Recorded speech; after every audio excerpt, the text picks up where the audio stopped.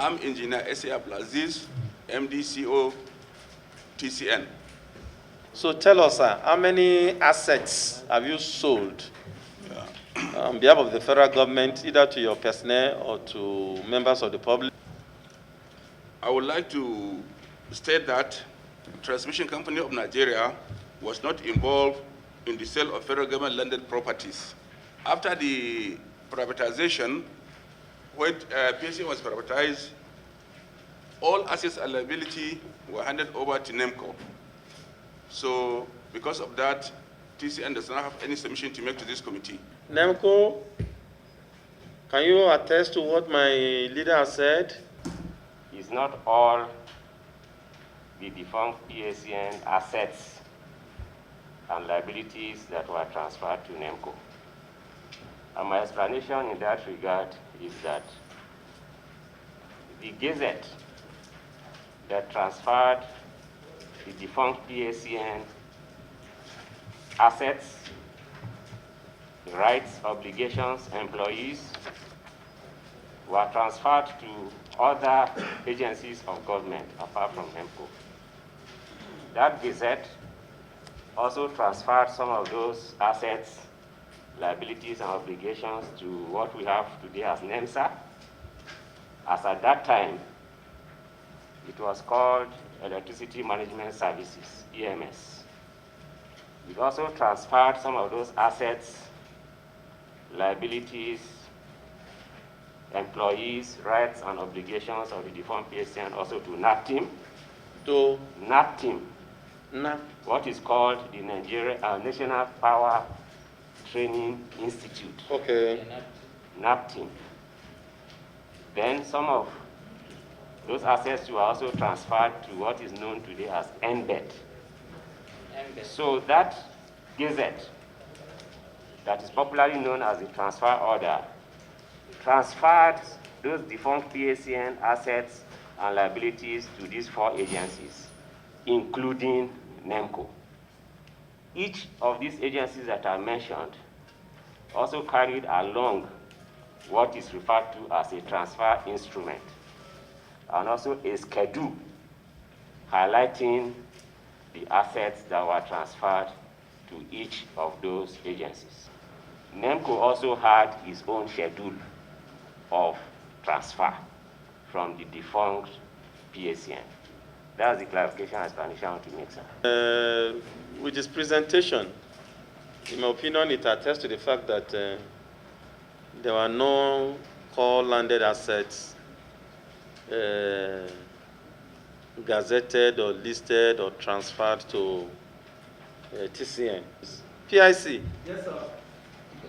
Where's the okay, yeah. Is that Mr. Adeyemi? Oh, you look different this morning. Good morning, sir. Good morning, sir. Welcome, sir. Please, I'm sure you listened to the 2 earlier speakers. Yes, sir. What's your take? That they're expected to only account to what the government had directed them to do, which I think they have done now. You told us about the transfer order, and transfer instruments. So specifically, those to you. We'll be dealing with those to you and the schedule.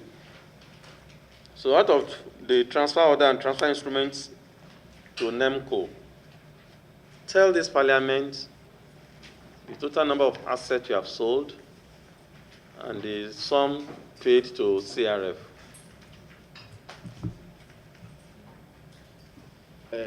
Period within which applicant or prospective valuators. Is it still on? That's what I'm saying. Is this process still on?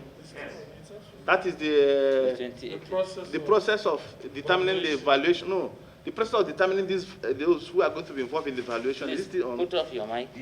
Officially executed in 2013. 2013? Yes. That was when they were officially communicated or transferred to NEMCO. And I also did mention that the Bureau of Public Enterprises which happened to be the Secretariat of the National Council of Privatization, and also the anchor agency for the entire privatization program, were the ones responsible for those transfers. So as of 2013, when those assets were transferred to NEMCO, as at that time, some of these assets had already been sold even before the transfer in 2013. They had been sold, but the proceeds, what about the proceeds? Were they transferred to you? No. In place of the assets? No, sir. The proceeds were not transferred. Distinguished ladies and gentlemen, good afternoon. On the issue raised by my brother, Yes. the federal government, in noting the assignment of the implementation committee on the alienation of federal government property, through the addendum to lease the federal government property all over the country. At the 33rd meeting on conclusion 10, noted all these things, and number 3 says, the council noted that the landed properties of other public agencies, such as the Power Holding Company of Nigeria, Nigerian Telecommunications PSC, Nigeria Ports Authority etc., were currently being leased or slated for lease by the Bureau of Public Enterprises and the various agencies, whereas many of them had earlier been offered for lease by the implementation committee, and therefore moved to 4. And say noted that the proceeds from the lease of any specific bona fide landed Excuse property. me, please. Do we have that copy? We presented it, Okay. but you can still submit it and make submission. And say noted that the proceeds. No. What we are saying is, did you submit it to us Yes, sir. today? Not today. Oh, earlier on. Earlier presented. Oh. Yes. Continue. Sir. Go ahead. Noted that the proceeds from the lease of any specific bona fide landed property of any government-owned corporation, agencies, could be remitted to their bank accounts or the treasury by the implementation committee, as might be directed by the president. In doing this, I would like to state, Yes. I would like to state that the implementation committee never even had access to funds on the sale of these properties. They are immediately moved to the dedicated account, and the dedicated account with the Central Bank of Nigeria. So which is in line with the presidential directive here. Okay. Thank you very much, sir. So in essence, you are saying Here, Mr. Clark, please do a letter to Mr. President, taking NEMCO through the office of the SGF and the Chief of Staff to the President, and attach copy of invitation to these agencies, and notify the office of refusal to appear before the Parliament, and give them 7 days, and take a position in your presence, listen to their submission before we revert back to you. That was our plan, because we can't shave people's head in their absence, So going further, my leaders, if we all agree, we insist that these agencies we have listed to appear before us and make submissions so that we can really understand PIC holistically. Because if we are taking PIC now, and in their submission, some agencies also participated in the sale of assets, and they are not the Auditor General, and they have not appeared, or they refuse to appear to take a position, then how would you be able to appreciate the totality of what PIC is saying?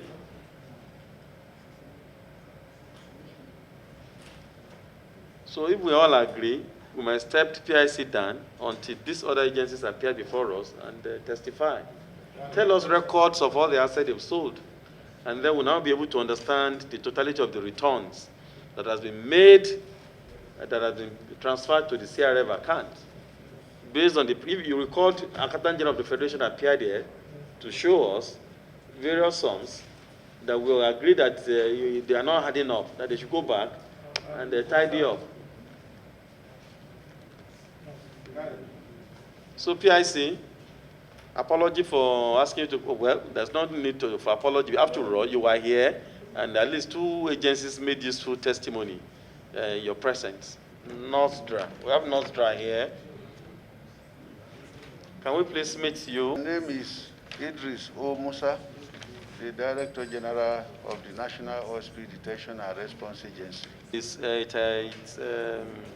It's on the basis of the referral that we have from the House on rendition of accounts to the Office of Auditor General. Auditor General, why they are here, sir?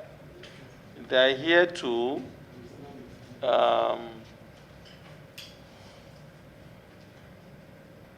they are here pursuant to the referral from the House over non-rendition of audited accounts as demanded by Section 3 of the Constitution.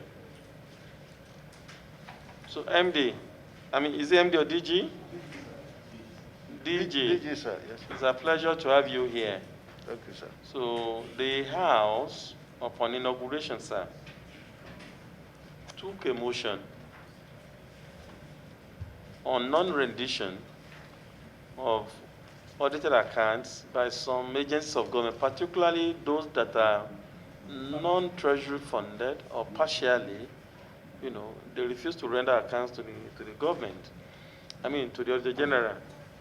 And so we're unable to see if there are issues, queries that need to be cleared and all that. We're also unable to know how healthy your organization is, because the Constitution mandated us to expose corruption, inefficiency, and block wastages. And the only way, sir, we can check all this is when we see your audited financial statement accounts. So you have the floor to tell us if you have rendered your accounts. We can start with 2014, please. Over to you. Thank you, sir. Honorable Chairman, sir, honorable members, thank you for giving us this opportunity. Like I said, my name is Idris O. Musa. I was appointed Director General of the agency last year, and I assumed duty April 1, 2019. When I resumed the office, I had, as part of my handover notes, some of the issues that are on ground in the agency. Permit me to say that the National Oil Spill Detection and Response Agency is a regulatory agency on environmental issues in the petroleum sector in Nigeria. And we really are not exactly revenue generating, but ensuring that we do not allow commitment of funds which could have been used for something else to be spent on cleaning up when cleaning up would ordinarily not be necessary. But that is not to say that we do not generate any revenue. When I came, I think my attention was drawn to that. In the report I presented before you today, sir, I have the table of content. If you have your permission to just quickly read through to answer part of the questions you have raised. We have the schedule of internally generated revenue from 2014 to 2018, the Appropriation Act 2014 to 2018, the Budget Performance 2014 to 2018. This is responding to the letter we received from the committee. And then we also have evidence of submission of audited accounts to to Office of the Auditor General of the Federation, we have audited accounts and management report 2014 to 2017, and evidence of remittance into the Consolidated Revenue Fund accounts 2014 to 2018. What happened was that for some reasons, which will better be explained by my predecessor in office, the accounts of 2 years were prepared, but I think there was a snag in the payment of the account of the firm. So that delayed the submission of the accounts by the firm that audited. And when I came and I saw that letter, I took it up immediately, and we ensured that accounts of 2016 and 2015 were rendered and submitted to the Financial Regulation, and then as appropriate were submitted.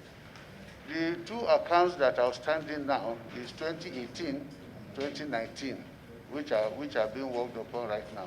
That is the situation. And I also ensure that internally, because the internal audit is also bound to submit audited reports to the Office of the Auditor General of the Federation. I'm aware that for even the 2019, that has been submitted to the Office of the Auditor General by the head internal audit of the agency about within this lockdown period. That has been done. That is the situation there, sir. And I want to apologize for the non-submission of these documents earlier mentioned at the appropriate time by the agency, and but the fact that I believe there's no vacuum. Sir, yes, sir. I want my senior brother from Auditor General Office to guide you.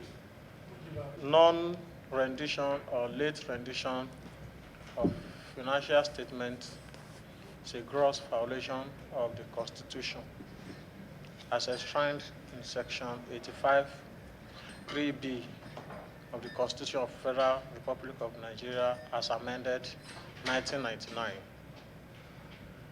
So therefore, your excuse for no rendition of those accounts and for late rendition of some of them are not tenable in this House. Honorable member mentioned that 2016, 2017 were submitted in March 2020. In fact, when I got that letter from FRC, I got a letter from them, and I called the director in charge, what has happened? Because ordinarily, those accounts ought to have been rendered. When I found that they were not rendered, we had to make sure that what made it not possible to have rendered it was done. In the case of 2018, 2019, indeed, the firm of auditors doing it are almost done, but because of the lockdown, and that was why, because this would have been submitted, in fact, as not later than April this year, but the auditors just came after there was opportunity for them to travel. You know, there was this interstate ban, they could not travel, even though we have officers who could attend to them. But I know that they are almost done with the 2018 and 2019 together. So, and what I can just assure the committee is that henceforth... Egbon? Yes, sir. That does not arise. You know, here, sir, we speak to law. We speak to facts and issues. Yes. So that an offense has occurred, and then we are now, no, we have to address it, sir, based on the provision of law. And listen, sir, Egbon, I'm defending you, and you are, exactly now, I'm helping you, so I'm defending you, and then you are. There is a fixed rate applicable to credit balances on current accounts. Exactly. My question is very specific, sir. That based on the letter that exchanged hands between you and Petroleum Equalization Fund, would you agree with me that PEF had a fixed deposit account with you then in 2014, based on the content of this letter? There was no fixed deposit in 2014. Even based on the content of this letter? We had a fixed deposit in 2000, and the rate was 10%. You had a fixed deposit in 2000? Year 2000, you know, and the rate. We don't have that letter here. Can we have that letter? The letter is there with you. I only have 2014. I don't have 2020. Okay. Can I have it, please? This is our own copy on all the things we submitted. We don't have